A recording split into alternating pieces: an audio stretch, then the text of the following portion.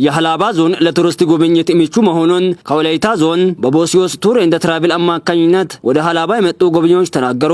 ጎብኚዎቹ ወደ ሐላባ መጥተው የተለያዩ የቱሪስት መስህቦችንና የሐላባ ኢንተርናሽናል ስታዲየምን ጉብኝት አድርገዋል። መቀመጫውን ወላይታ ሶዶ ያደረገው ቦሲዮስ ቱር ኤንድ ትራቭል ከሐላባ ኢኮቱር ጋር በመሆን ያዘጋጁት ይህ የጉብኝት መርሃ ግብር ከጉብኝት ባሻገር የሁለቱን ህዝቦች የህዝብ ለህዝብ ትስስር የሚያጠናክር እንደሆነ ተገልጿል። ለእንግዶቹ የእንኳን ደህና መጣችሁ ንግግር ያደረጉት የሐላባ ቁሊቶ ከተማ ከንቲባ አቶ ገመዳ መሐመድ መሰል የጉብኝት ጉዞዎች የህዝብ ለህዝብ ትስስር ለማጠናከር ትልቅ አበርክቶ አለው ብለዋል። አክለውም የሐላባ ህዝብ በራሱ ተነሳሽነት በህዝብ አቅም ይህንን የሐላባ ኢንተርናሽናል ስታዲየም ግንባታ በፍጥነት እየገነባ መሆኑን ጠቁመው በዚህም በርካታ ኢትዮጵያውያን እየተሳተፉ እንደሆነ ገልጸዋል። የሐላባ ባህል የሆኑ ብዙ ነገሮች አሉ። ከዛ ውስጥ አንዱ አገሪን አካባቢ ማልማት ነው። ይሄ ለሐላባ ህዝብ ትልቁ ባህሉ ነው። አካባቢ አገሪን ማልማት ሰብሰብ አድርጎ ማስ ይችላልና ይሄ ታይዞ የመጣ ጥንትም ጀምሮ የነበረ ታሪክ ነውና በዛ ታሪክ መነሻ ህዝቡ በጋራ ተስማምቶ በራሳችን መገንባት አለብን ብሎ የጀመረበት የሐላባ ዘመናዊ ስቴዲየም ነውና አሁን እሱ ላይ ሆነን ነው እያወራን ያለነው። ህዝቡ በርካታ ልማቶችን ሰርቷል። በርካታ ልማቶችን ማለት ይቻላል። እነዚህ ልማቶች በተለያየ ጊዜ ያው የተላለፉ መልእክቶችም አሉ። ያን መስራት አድርገን እንግዲህ እንደዚህ አይነት ስቴዲየም የሚደፈረው በመንግስት ባጀት ነው። በህዝብ ብዙም አይደለም፣ የትም አካባቢ አይታየም። ይሄ ቀላል ፕሮጀክት አይደለም፣ በጣም ትልቅ ፕሮጀክት ነው። ለዚህ ፕሮጀክት ደግሞ ህዝቡ ማስራት አለብን በሚል በራሱ ተነሳሽነት ዛሬ ላይ ሲናይ ሳሩ ተነጥፏል። እንግዲህ መጫወቻውን ሲናይ ዝም ብሎ ከላይ ሳሩ የተቀመጠ ይመስላልና ይሄ ብዙ አመት ሙሉ የፈጀበት ሂደቶች ናቸው አሉት። ውስጡ እስከ 2 ሜትር ነው የተቆፈረው። ምክንያቱም አካባቢያችን ላይ ያለው አፈር ለም ስለሆነ ይሄ ለም የሆነው አፈር ደግሞ ከታች ያሉትን አፈሮችን ከማዘንጻት ችግር ስላለበት ጂኦሎጂካሊ ባለሙያ አይቶ ባጠናው መሰረት አፈሮቹ ከዚህ ተቀይሮ ሌላ አፈር ሴሌክት መጥቶ ሞልቶበት ብዙ የተለፈበት አካባቢ ነው። ዝም ብለን ሳሩ የተቀመጠ ሳይሆን ብዙ የተለፋ እንደሆነ ህዝቡ ብዙ የሄደበት እንደሆነ ለማሳየት ነው። እነዛ ነገሮች ሁሉ ያን ሂደት ሁሉ አልፈን ነው። የተለያዩ ቻሌንጆችም ነበሩ። አገራዊ የሆነ የኢኮኖሚ ለውጦች እንዳሉ ይታወቃሉ። ነገራቶች በየወቅቱ የሚጨምሩ ጉዳዮች እንዳሉ ይታወቃሉ። ያን ሁሉ ቻሌንጅ እየተደረገ ዛሬ ላይ ወደዚህ ደርሰናል። ይሄ ደስ በሚል ሁኔታ እንግዲህ ያው ፊፋው መጥቶ ያለውን ጉዳይ ያየበት ሂደቶች አሉ። የሐላባ ኢኮቱር አስጎብኚ ድርጅት ዋና ስራ አስኪያጅ አቶ ጀማል ቢረጋ በበኩላቸው እንግዶቹን እንኳን ደህና መጣችሁ ካሉ በኋላ የሐላባ ዞን በርካታ የቱሪስት መስህብ ስፍራዎች ያሉት እንደሆነ ገልጸው ለጎብኚዎቹ መልካም ቆይታ እንዲሆንላቸው ተመኝተዋል። የወላይታው ቦሲዮስ ቱር ኤንድ ትራቭል አስጎብኚ ድርጅት ዋና ስራ አስኪያጅ ኢንጂነር አስፋ ወሰን አዳይ በበኩሉም አስጎብኚ ድርጅቱ ሀገር በቀል ቱሪዝምን ለማስፋፋት በማለም በሀገራችን ኢትዮጵያ በሁሉም አካባቢዎች ተዘዋውሮ ለማስጎብኘት እየተንቀሳቀሰ መሆኑን ተናግረዋል። የሐላባ ህዝብ ልማታዊ ህዝብ እንደሆነ የጠቀሱት ስራ አስኪያጁ ከዚህም የተነሳ ይህንን ልማታዊ ህዝብ ለመደገፍ ለሐላባ ኢንተርናሽናል ስታዲየም ግንባታ 3000 ብር ድጋፍ ይዘው መምጣታቸውንና በተጨማሪ የሞባይል ባንኪንግ ቻሌንጅ ድጋፍ ማድረጋቸውን ገልጸው ይህንንም በቀጣይ አጠናክረው እንደሚቀጥሉ ተናግረዋል። ለሐላባ ኢንተርናሽናል ስታዲየም ትንሽ ነገር ያሰብነው አለ እንደ ድርጅት። እንግዲህ ዋናው ነገር ማሰብ እንደሆነ እናምናለን። የፍቅር ስጦታ ትንሽ አይባልም፣ ግን አዘጋጅተን የመጣ ነው የፍቅር ስጦታ አለ። ይሄ ኢንተርናሽናል ስታዲየም እንግዲህ አላለቀም። እንደምታዩት ይሄ ብቻ ነው የተነጠፈው። በርካታ ያላለቁ ስራዎች አሉ፣ እዚህ ዙሪያ ላይ አሉና ሐላባ ተወላጅ የሆነ ኢትዮጵያ ውስጥም ከኢትዮጵያም ውጪ ያለ ኢትዮጵያዊ የሆነ ኢትዮጵያ ውስጥም ከኢትዮጵያም ውጪ ያለ የራሱን አሻራ ማበርከት እንዳለበት እናምናለን። ስለዚህ እኛም ደግሞ እንደራሳችን በማሰብ ትንሽ የፍቅር ስጦታ ይዘን መተናል። እሱን ለካንቲባችን እናስረክባለን ማለት ነው። ከጉብኝቱ በኋላ ያነጋገርናቸው ጎብኚዎች እንደተናገሩት ወደ ሀላባ ሲመጡ በሀላባ ቁሊቶ ከተማ ከንቲባና በህዝቡ በተደረገላቸው አቀባበል በእጅጉ መደሰታቸውን ተናግረዋል። በዚህም የሀላባ ህዝብ ፍቅር ነው የሚለውን በተግባር ማረጋገጣቸውን ገልጸው ሁሉም ኢትዮጵያዊ ወደ ሀላባ በመምጣት የቱሪስት መስህብ ስፍራዎችን እንዲጎበኝ ጥሪያቸውን አስተላልፈዋል። ሀላባ ከመጣን ከናቀባበሉ በፍቅር ነበር የተቀበሉት እና ስቴዲየም ነበር ያየነው።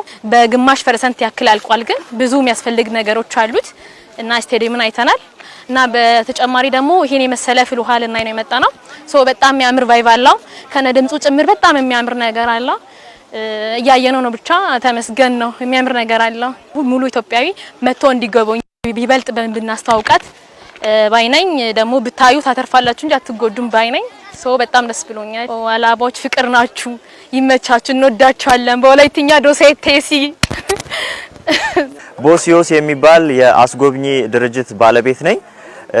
እንግዲህ ድርጅታችን በወላይታ ሶዶ ከተማ መቀመጫውን በማድረግ በወላይታና አካባቢው ያሉ ተፈጥሯዊ ታሪካዊና ሰው ሰራሽ መስህቦችን በማስጎብኘት ይታወቃል። መቀመጫችንን ወላይታ አድርገን በመላው ኢትዮጵያ እየተዟዟርን የተለያዩ ተፈጥሯዊ ነገሮችን በማስጎብኘት የሚታወቅ ነው ድርጅታችን። ከዚህ በፊት የነበረንን ልምድ ይዘን ዛሬ ደግሞ ወደ ሀላባ ከተማ መተን ሀላባ ከተማ ላይ የተለያዩ ተፈጥሯዊና ሰው ሰራሽ መስህቦችን አስገራሚ የሆነውን ተፈጥሮ እየተመለከትን ነው የምንገኘው። እንግዲህ ዛሬ እዚህ በዋናነት የመጣ ነው አንደኛ ይሄ ከበስተጀርባችን የሚታየውን አርቶ ፍሉሃን ለመጎብኘት ነው። ሁለተኛው ደግሞ ሀላባ ከታደለችባቸው ተፈጥሯዊ መስህቦች ሌላኛውና እጅግ በጣም የሚደንቀው ከብላቴ ወንዝ ጋር ተከትሎ ፋማ የሚባል አካባቢ ላይ ፏፏቴ የሚሰራውን ፋማ ፏፏቴን ለማየት ነው። ሶስተኛው ሀላባ ኢንተርናሽናል ስቴዲየም ነው። ኢትዮጵያ ከቅርብ ጊዜ ወዲህ ኢንተርናሽናል ስቴዲየሞቿን ሁለት አድርጋለች። ፊፋ ያረጋገጠላቸው ሁለት ኢንተርናሽናል ስቴዲየሞች አሉ። ከነዛ ውስጥ አንዱ ደግሞ ይሄ ሀላባ የታደለበት ስቴዲየም ነው። ይሄንን ለመጎብኘት ነው የመጣ ነውና ጉብኝቱ በጣም እጅግ በጣም ደስ የሚል ነው። እኔ በግሌ በጣም የረካውበት ነው። እንደምትመለከቱት አርቶ ፍሉሃ በጣም የምንኮራበት የኢትዮጵያ ድንቅ ተፈጥሮ ነው። ይሄንን ማየት በመቻላችን እድለኞች ነን። እንደዚህ ያለ ተፈጥሮ ስላለንም በጣም እድለኞች እንደሆነን ነው የሚሰማኝ። ከኔ ጋርም የመጡ ለመጎብኘት የመጡት ወንዱም ሴቱም በጣም ደስ ብሎት እንደጎበኘ እየገለጸ ያለበት ሁኔታ ነው ያለው።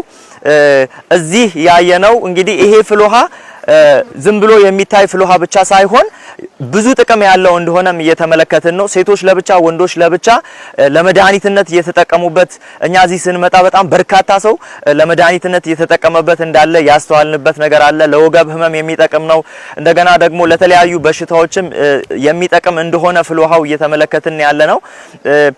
ሞር ደግሞ ሌሎችም አይነት ይሄ ከተፈጥሯዊ ሳይንሳዊ ነገሮች ጋር የሚገናኝ ነገር እንዳለው እናስተውላለንና እንደዚህ ያለ ነገር ሀላባ በመታደሏ ኢትዮጵያ በመታደሏ በጣም እድለኛ እንደሆነን እቆጥራለሁ። ሶስት ቦታዎችን አይተናል። ከምንም በላይ ያው አብዛኞቹን ቦታ እኔ በግሌ አውቃቸዋለሁ። አርቶ ፍሉሃ፣ ፋማ ፏፏቴና የሀላባ ኢንተርናሽናል ስቴዲየም ነው። እኔ በጣም ከተገረምኩት አንዱ የሀላባ ኢንተርናሽናል ስቴዲየም ነው።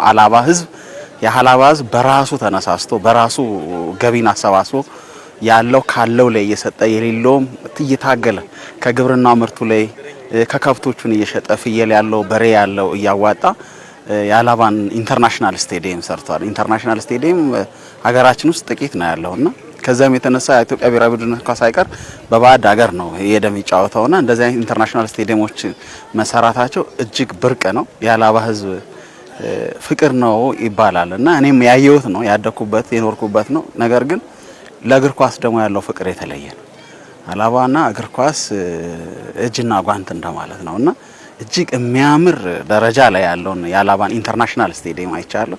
የህዝቡ መረባረብ፣ አንድነቱ፣ ፍቅሩ እዛ ስቴዲየም ላይ ነው የተገለጸው ብዬ ነው ማስበውና ግን የሀላባ ህዝብ ፍቅርና መተባበር ከዛም በላይ ነው እና ይሄን የሀላባ ኢንተርናሽናል ስቴዲየምን በጣም በሚገርም ሁኔታ ጎብኝቻለሁ። እየጓጓው ነበር። እድሩን አግኝቼ መጥቼን በማየቴ እጅግ በጣም ደስተኛ ነኝ።